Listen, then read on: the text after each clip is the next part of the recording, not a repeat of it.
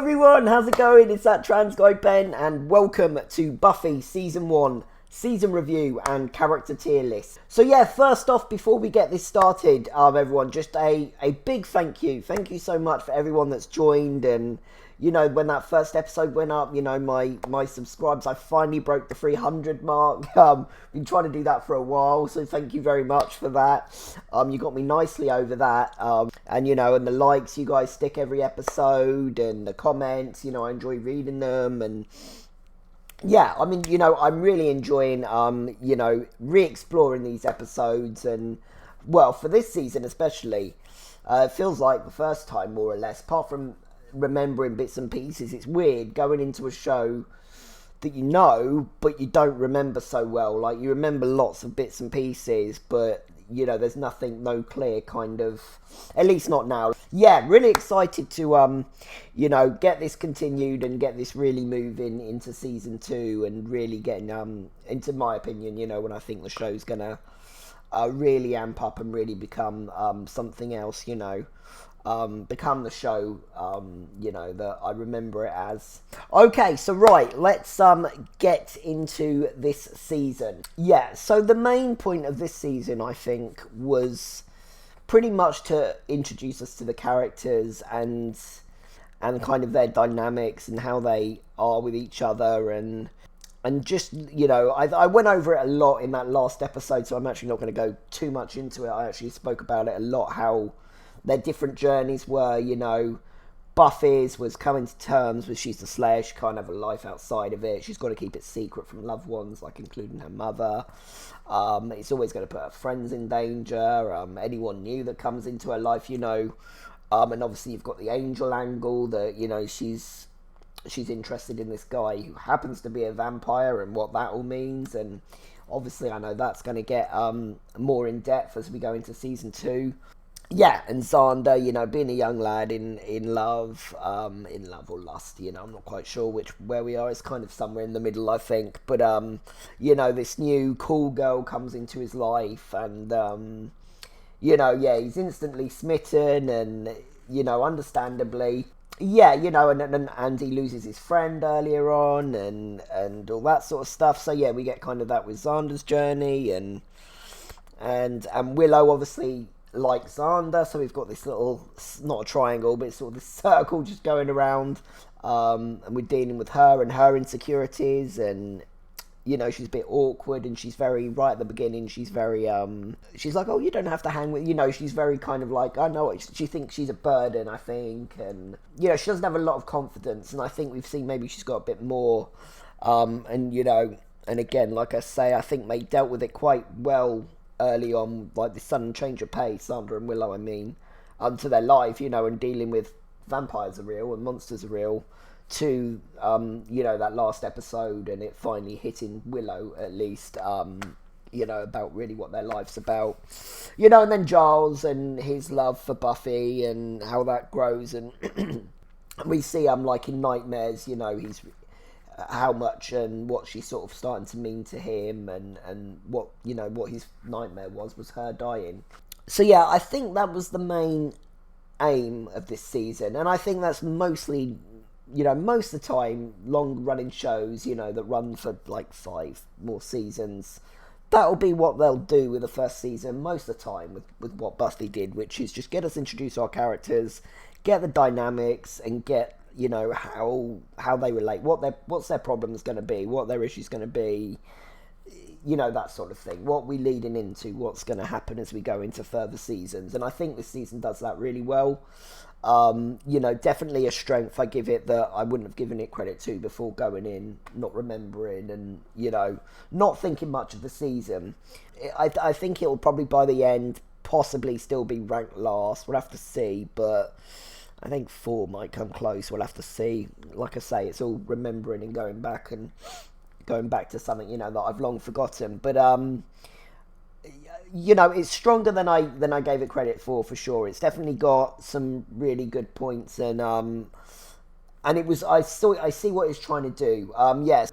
So along with the character, you know, I think it was a lot funnier than I remember. I was laughing a lot more, you know, than I remember it being. Like I said, you know, in the weaker episodes, you can get through them because there's just funny little moments, like, you know, a couple of the Scoobies will interact, or Giles will say something funny, or Buffy will have a little quip and a bit of banter. You know, maybe it's, yeah, maybe rewatch factor perhaps, but going into it at least a first, or a, you know, after a long time, it wasn't the end of the world. You know, I wasn't like, oh, gold. You know, some, obviously when the whatever's going on in the episode is going on, you know, teacher's pet, that's tough to sit through those scenes when you're like, oh, gold, this is a bit much, isn't it? But then something funny happened. I can't remember specifically from that episode, but, you know, yeah, a couple of little funny bits happened in it, and you can, you know, you can pull yourself through the episode. So I like that, and I feel like that will hopefully be a common theme. Like I say, I don't think anything will probably get lower than a 5 throughout the whole show. I'd be very surprised if something did for me, because I do feel like these characters will always kind of carry the worst kind of monsters of the week, or the, you know, the weaker kind of storyline episodes. Yeah, and I think another thing against it this season was obviously the budget. You know, the first season, that you can see they, you know, like with the monsters and the CGI, and there's a charm to that now. Like, what? Oh, I can't do maths when it comes to 90s. I want to say 10 years earlier. Like, there's a, what's the word I'm looking for? There's like a bit of a nostalgia, and you can kind of, you know, even though it looks awful, like, you know, some of the monsters, and you know, you can see it's just a guy in a suit. You know, you got probably a guy in the praying mantis suit and in the robot suit, and it's just like, oh dear. But there's something a bit silly and charming and fun about it, like watching it now.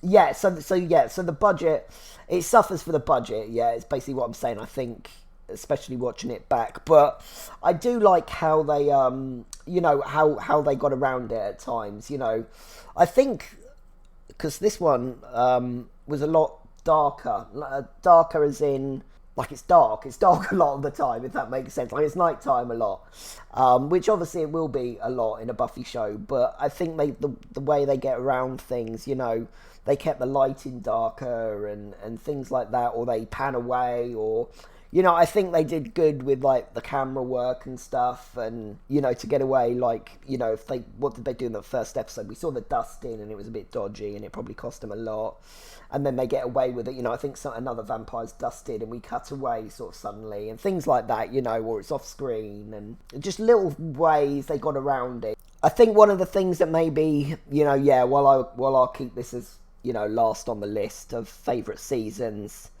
I think it was more the flow of it. The flow wasn't great. There were a bit too many Monster of the Week episodes, because the Master actually was not in it half as much as I sort of thought he was, remembered he was, or whatever. Like, he wasn't in it a lot. We didn't get, apart from, like, those first couple of episodes, you know, where we were introduced to him and the idea of him and that sort of thing. We got that, and then we got episode 12, Prophecy Girl, where he rose. You know, we saw him a couple of times, and he came and he's like, oh, I'm going to get out, and all that sort of stuff. And, you know, and obviously we had the whole Anointed One thing. But really, he wasn't in it a lot. He wasn't a big threat like I remember later big bads of the season being. He just wasn't. So it was a little bit underwhelming, I think, in the end, when, you know, when it did happen, that our last episode, and, you know, and all the build-up. It would have been nice, I think, to have maybe some more Buffy and the Master interactions, for sure. That would have been good, because, yeah, that was it, literally. Obviously they had the thing in Nightmares, so yeah, I enjoyed the Master a lot more, you know, than I remembered him. We didn't quite get enough of him, and that storyline. So yeah, so that also you know, is a kind of put a little negative kind of thing for it. I was gutted we lost Darla so early. I mean, I'll talk a little bit more about Darla in a minute when I do the tier list. But yeah, I even though we didn't get a lot of her, you know, we only got little snippets of her. But in the episode Angel, you know, when we got the most of her, I was really enjoying her. And, you know, I was like, oh, this is it's a great character. And then obviously she dies at the end of that episode. So that's a shame that she couldn't hang about a bit longer. But I don't know why they decided to get rid of her so early. Maybe they didn't realise what a good character they had. Yeah, I'm definitely giving this season a plus for the more kind of I won't say horror aspects, because it's not like, oh, terrifying. But they were onto something, I think, with some of it. Nightmares especially. And I remember, I remember the gentlemen, they're pretty scary. And I remember a really scary monster that's like, I think it's a lot later on, where he's like, eats skin and shit, which gets really creepy. But I like, like I said before about, it's dark, it's a dark season, like the lighting and everything, and the mood and the music. I think we lose a little bit of that from what I remember. At least most of the time. I think probably they bring it up and then we'll use it when needed. But, I never remember being kind of like super scared watching Buffy. Maybe the first time I ever watched it, I probably was supposed to be a big baby, but with things like that. I still am a bit of a baby with horror and things like that. But, this was like, there were some moments I was like, blimey, jump scares and a few little things like that. If that had been something, that could have been a direction they could have taken, but again, I don't think they fully do commit to that, and I think this is probably the darkest, kind of scariest they go with that, from what I remember. Again, like I say, other than maybe one-offs or moments that call for it. But so I give that, I give that a plus, but they obviously decide to go with the, everyone really likes the character dynamics, that they go with the kind of, not comedy, but the kind of lighter tone. Obviously subject matters, and as it gets further on, at least until I remember season 6 being dark in the subject matters and that sort of thing. But so that's kind of the pluses and negatives and just my kind of thoughts. That was a bit of a jumbled mess, I apologise, but it's hard sometimes to get it in your head and then vocalise it. But so in all, it was better than I remember it, but I'm not going to kind of, it's still going to sit comfortably, I think, in 7th place by the end. Yeah, I give it more credit, than I gave it going in, for sure. And so that will lead me to my top 5 episodes. Just missing out with an honourable mention are Puppet Show and Out of Sight. No, is it Out of Mind or Out of Sight, or Out of Sight, Out of Mind? I can't remember which way round it is. I've wrote it as Out of Mind, Out of Sight, but it might be the other way round. There was some good character, Out of Mind, Out of Sight had some great Cordelia kind of character development, and Puppet Show was a good, fun little campy story. Like I said again, just going back, some of these would have been great if we'd got maybe a couple of episodes with them, and we could have got, a bit more time with some of these. Monster of the Week one time would have been nice to get a bit more of Sid, and maybe a bit more with Amy and her mum, some dynamics there, and with Marcy and that sort of thing. And a couple of dishonourable mentions, I feel maybe quite a lot, if not all the seasons, will at least have one of these. Teacher's Pet and I, Robot You, Jane. Yeah, they were the struggle. They're the struggle. But anyway, so my top 5, in at 5 is Welcome to the Hellmouth, which is obviously the first episode. I gave that, what did I give that? I gave that 7 out of 10. IMDb gives that an 8.1 out of 10, by the way, which is quite high. That was a good intro, good pilot episode. I'm strong enough to kind of keep you going, like, all right, yeah, let's see what this is about. Nothing, mind blowing, but it's all right. I then got The Pack, which might be an odd choice. I don't think that's a popular one, going by sort of various things I've seen. What do I give The Pack? So I gave it a 7. IMDb is at 7.5. IMDb are giving them higher than me. And then in at 3, I go for Nightmares, which I gave a 7.5 out of 10. I think I might have bumped that up a little bit from a 7. I can't remember. IMDb give that an 8.3. I thought Nightmares was a really good episode. And then in at 2, I actually put Prophecy Girl, which was the last one we just watched, which I gave, even though I gave it actually higher than Angel, I gave Prophecy Girl an 8.5. It's Angel that gets the number 1 spot for me. I gave that an 8. IMDb gave Prophecy Girl an 8.9, and they give Angel an 8.6. Even though I do think Prophecy Girl is probably the better episode overall, just finishing up the season, finishing up the story of the Master. I liked Angel a lot more because, obviously, perhaps because I know sort of where things kind of go and what we're going to get and how important their relationship is going to be and just how important all that is. So maybe that's a bit of biases coming into that. And I really like the Darla stuff. I thought Darla was great in it, and I really enjoyed that. So yeah, I give that just a little bit more love. But like I say, I do think Prophecy Girl was the better episode overall, if that makes sense. But I enjoyed Angel more, so I give that my number one spot of the season. Right, is that everything? I mean, more things might come up as I'm kind of doing the characters and things like that, but I think that's pretty much everything I wanted to say about the season. Alright, so the way I do my tier lists, I did this for the last show I watched, Black Sails, which, by the way, if you haven't checked out, new people, that's subscribed, if you haven't yet, check out. I've done quite a few shows already. They're all sort of all over the wall there, most of them. So, have a little look, have a little mosey, see if anything else takes your fancy that you might want to binge. Right, so we've got MVP. So my rule is, MVP, I'm only allowed 3 people every time in that. This is like the ultimate best of the best, and so only 3 can ever get in. I mean, I usually award like an ultimate MVP, but I feel with this show, Buffy's always going to be in it.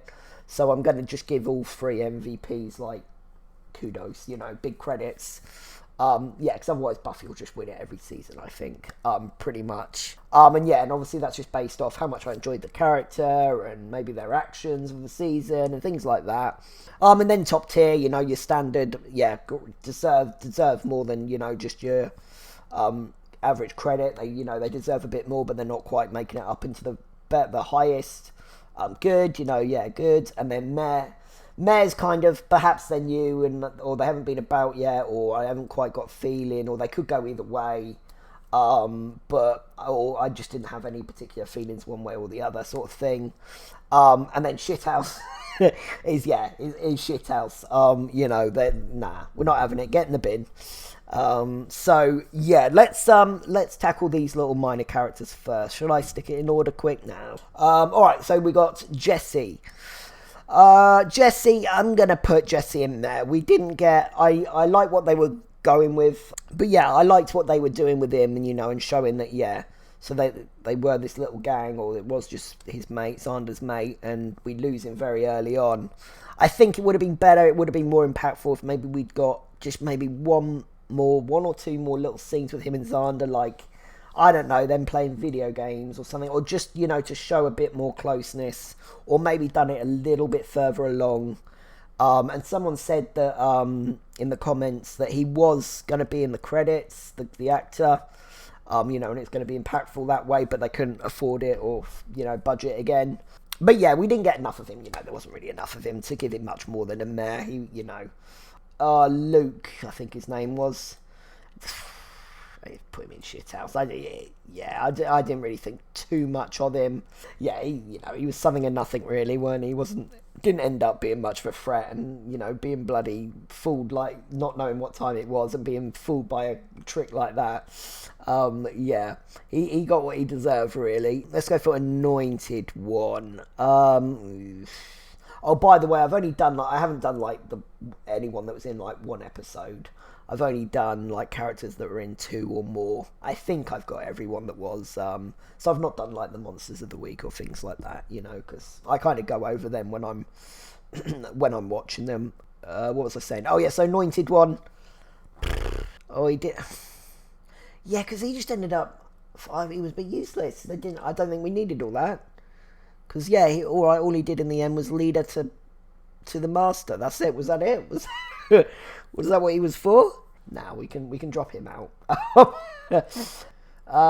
Principal Flutie. Yeah, Flutie was all right. Flutie was he was a good principal. He seemed fair, and I mean he was a saint compared to Schneider, who Schneider's tough because again I've got to really. This is hard because I normally obviously do these without having any knowledge of what's to come.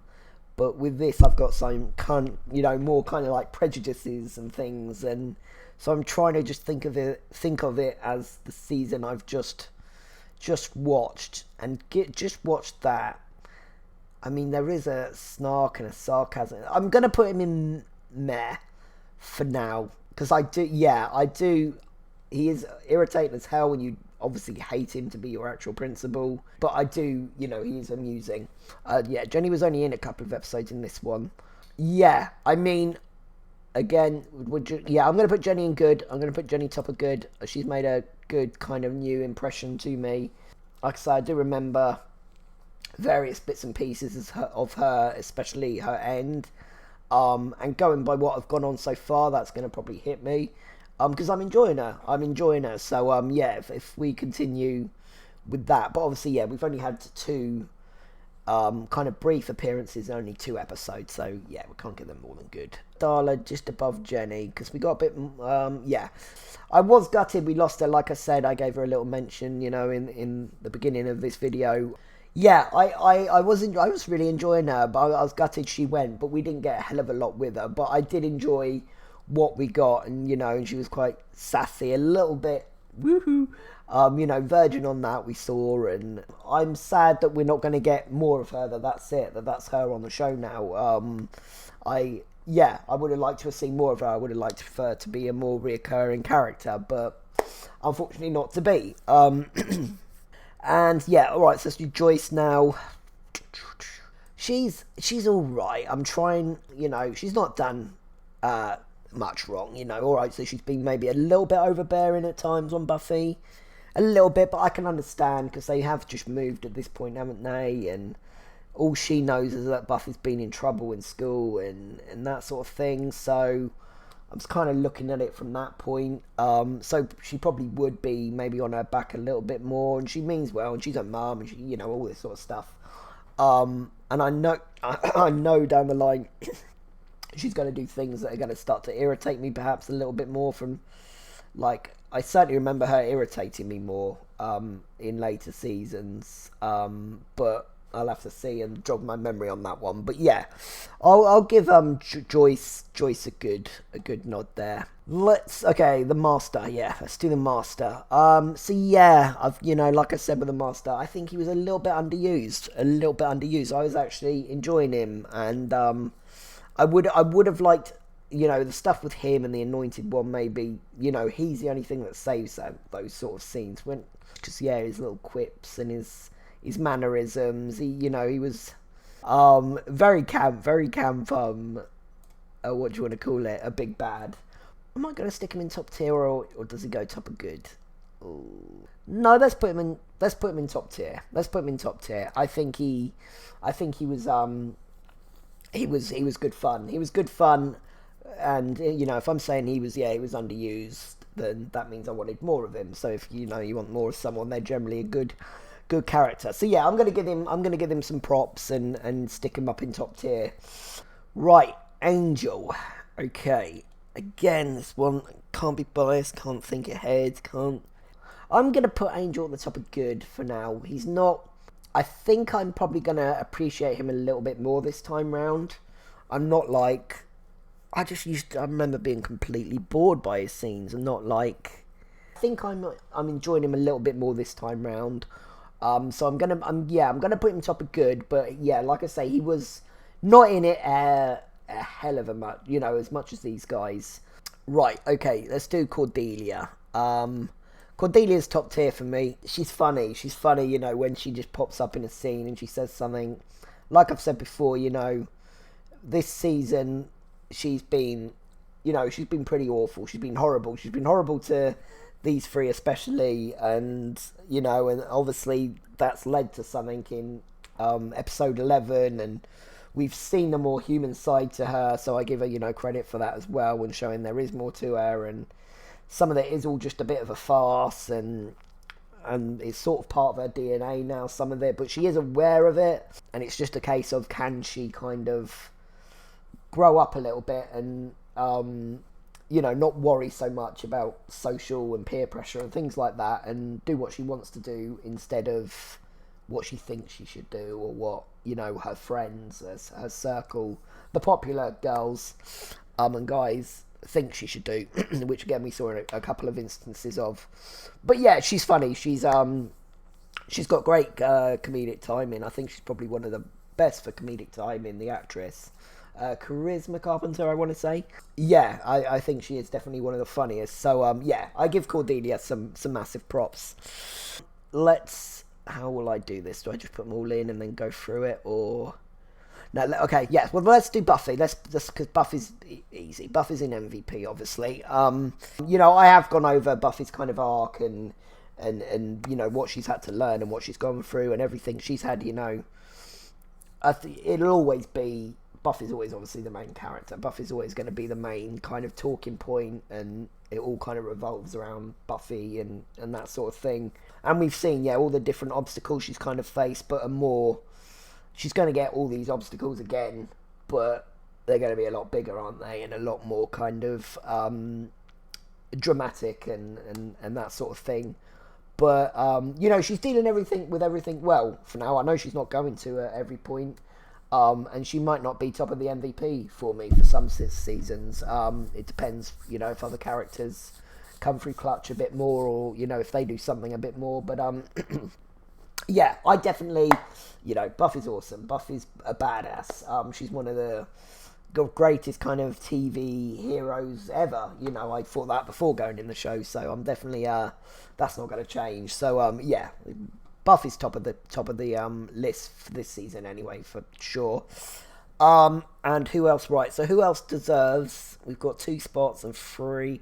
All right, so Giles. Giles is Giles. When I did my list, at the beginning, Giles is going to be one of the ones I think that's going to change dramatically. I am loving Giles so much more, than I remember loving him. Not that I didn't appreciate him, because I always knew he was good, and and he has some badass moments and that sort of thing, and he does have some funny moments that I remember.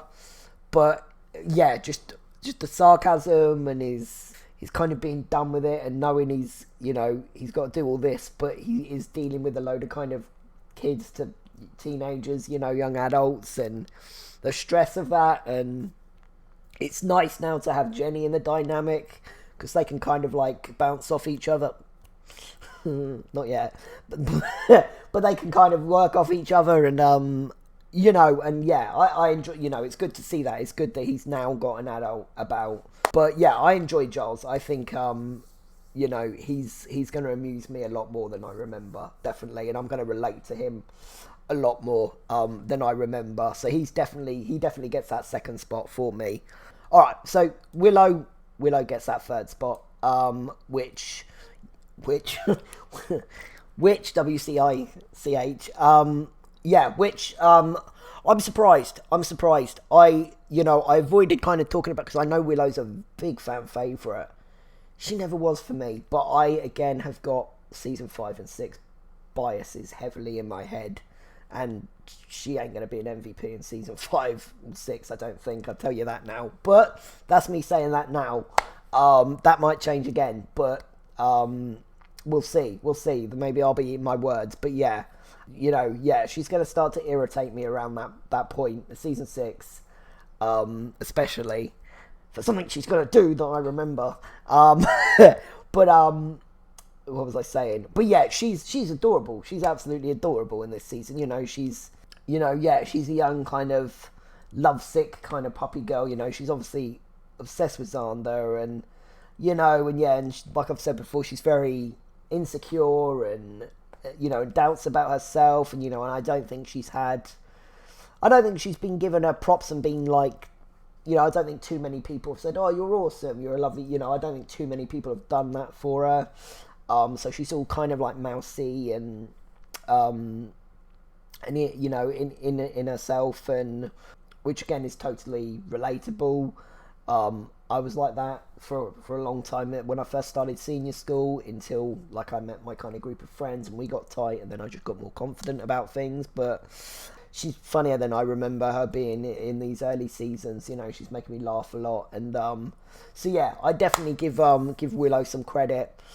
Now Xander is a tough one. Xander's tough because Xander's been irritating me a little bit, but I'm also inclined to not.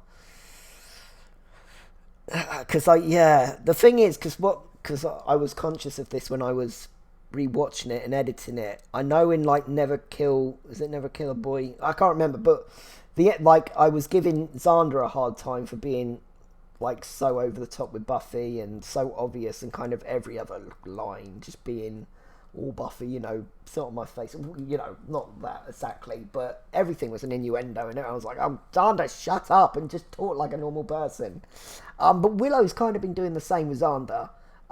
It's been more cuter. It's not been like, ooh, it is the same kind of thing. She has been doing the same thing in kind of thought, but yeah, like I say, because the wording's different and she's not being as kind of all the time with it. Wait, what's the point I'm trying to make? Alright, I'm trying to figure where to put Xander. No, I'm going to put him in top tier, you know, I'm going to put him in top tier because he's funny and he's a good guy. I think deep down in the heart of it, and they're all, you know, in whatever year in school. I don't know how they do it over there. So they're all 16. You know, they're just kind of discovering who they are and all that sort of stuff. And they've had this, you know, they've had this new reality thrown on them. And considering, you know, they're all doing all right. You know, Xander also has the thing of losing a close friend, which they didn't mention enough. It would have been nice maybe if we pulled back to that, and perhaps then I could give him a bit more credit and a bit more leeway. But because yeah, like I say, he's just, I think, and also maybe with Xander, there's a bit of bias because I haven't mentioned it. I didn't want to bring his name up. I don't want to, like, Joss Whedon's show. I know that he put a great show together. He done good, but that's all I want to say about Joss Whedon. You know, I give him no more credit than that. And I think because of what went on, and, you know, what I obviously know went on and stuff, you know, for a lot of these younger actresses, you know, and other shows, and, you know, all the stuff I've read about him, all that sort of thing, and heard, I think maybe there's a bit of bias with Xander, because, yeah, I don't know, there's just you know, was he right when he writes some of the Xander stuff? It's just a bit, sometimes, just a little bit too much. Like, I get it, horny teenager, but I don't know. I just, like, I think the thing with Xander's a great high school young male character for the 1990s, early noughties, but he doesn't maybe translate quite so well for a modern kind of, we don't really put up with that shit these days, you know. You'd say, shut up, dude. Like, you know, you know, if he kept going on at one of the girls like the way he does, or he kept coming out with all the things, someone, I think, these days would probably speak up and be like, dude, shut up. Or just, you know, they'd give him a bit more hassle for it than perhaps, I think, maybe, I don't know, I don't go to school, I don't know what people put up with these days, but I certainly wouldn't put up with it, you know, if he was, you know, kept doing that around a friend, I'd be like, look, can we just dial it down a bit, mate, just a bit. It's getting uncomfortable. It's every other bloody line. Like, come on, you're smarter than that, you can do more than that. But again, I'm probably just overthinking it, like, bloody hell. But yeah, anyway, long story short, bloody hell, that turned it into a little bit of a Xander story time, didn't it? I do like Xander. I enjoy him. I am enjoying him more in small doses, though. When he goes on a bit too much, it gets a bit much. But I do like his sort of funny one-liners, and I know a lot of people, he's not a lot of people's favourite, and I'm seeing why now. I'm seeing why he irritates people, I think, is more the point. And, you know, he's loyal. He went straight to help Willow once he turned back from the hyena, and you know, and with Buffy at the end there, and, you know, he looks out for Willow, though he's completely oblivious to the fact that she likes him. So, you know, yeah, we do have this kind of circle of oblivion with the three of them at the moment. Well, obviously not now, Buffy knows, but right, let's just give that a final look. Am I happy with that? I'm looking at Angel, and am I happy with Angel being in good and Xander being in top tier? No, I'm not. Sorry, Xander. Yeah, I was just looking at that. Do I like it? Oh, this is tough. Do I like Angel more than Xander this season? Yeah, I think I do. All right, yeah, all right. So it's Angel. Angel gets a last minute position change Anyway, yeah, everyone else I'm comfortable with, yeah. So that's the final, yeah, well, that's some drama right at the last minute. Yeah, Angel gets a little position change for me right at the end there. I enjoyed him more. He didn't, I know he wasn't in it as much, so maybe it's not quite as fair, but yeah, I'm going to stick with that. I'm not going to, like, God blimey, I'm over-analysing this a bit. It's only a bloody... Deary me, you can get so into these characters, can't you, and the way, and the show and everything. I'd forgotten quite how in-depth and everything you get, and this is only season 1. We haven't even bloody started getting into the hardcore kind of stuff yet. And here's me, bloody taking 10 minutes to decide where I'm going to put Xander. Yeah. Well, I'm happy with that. I'm going to leave that for the season 1 tier list, and then I'll bring this back up when I do the end of next season to see, you know, who's changed and all that sort of stuff and where they are after season 2. But yeah, so that was the tier list. So I am just going to finish this off. I think I'll do this at the end of every review as well. Just saying things I remember about season 2. So season 2 memories sort of thing. Just to give you an idea of what I'll remember going in. You know, so you know kind of what to expect. I know. So yeah, I know the big bad is going to be Angelus, and I know he gets turned because he has sex with Buffy. I can't remember the complete specifics and what it's all about. It's all to do with his curse, and something like that. What else do I remember from season 2? Spike and Drusilla will come into it, and I know when Angel gets turned, they kind of all work together. Or join up or something like that, or they team up. Oh, and Jenny. Is Jenny season 2 or is Jenny season 3? I think no, because it's Duda. Yeah, it's Angelus. Jenny's killed by Angelus, so that's season 2. That's going to happen. Which, like I say, is probably going to hit me a little bit harder. I think Buffy has to fight him, but I can't remember. Buffy fights him and he dies, I think, or he gets sucked into a vortex or something like that.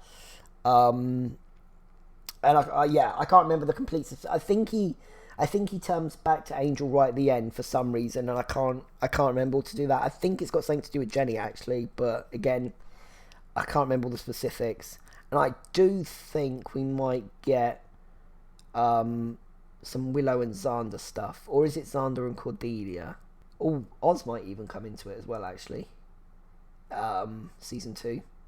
Yeah, I think Oz might come into it as well. I think they start branching off. Yeah, that's actually quite a lot I've remembered. But like I say, that's just remembering that's how it works. But I don't remember how we get everywhere. I don't remember how we get to those points. So yeah, it'll be interesting to see how we get to all these points and how it all comes across. You know, I'm not going to go looking up what episodes are and stuff, so I'll continue doing them when I come across them, seeing what I remember from them. But I think I'm probably going to remember more, but it's more remembering something as a whole rather than you know, specifics, if that makes sense. So yeah, so I've got a much better idea of how season 2 is going to kind of flow, but again, I've forgotten all the fun quotes and all the one-liners and you know, and the plots and things like that. So it'll be interesting to see how we get A to B, you know, what I know to be A and B, but how we get there and remembering that. So yeah, I think that's pretty much my review. Yeah, well, you know, I've done the episodes, I've done a season overview, and I've done character tier list. Yeah, that'll do. Bloody hell, don't want to be here all year. All right then, guys. Well, thank you very much for watching this. If you did sit through all this, yeah, thank you. You know, thank you for sticking through with this one. And yeah, let's crack on with this on to season 2. Be coming up in just under a couple of weeks, getting that started. And I am going to continue to do the multi-episode kind of upload, just to, whiz through it a bit quicker. Alright, thank you very much for watching, guys. This really is the end now. Take care, and I will catch you very soon for season 2. Alright, take care. Peace out. Bye.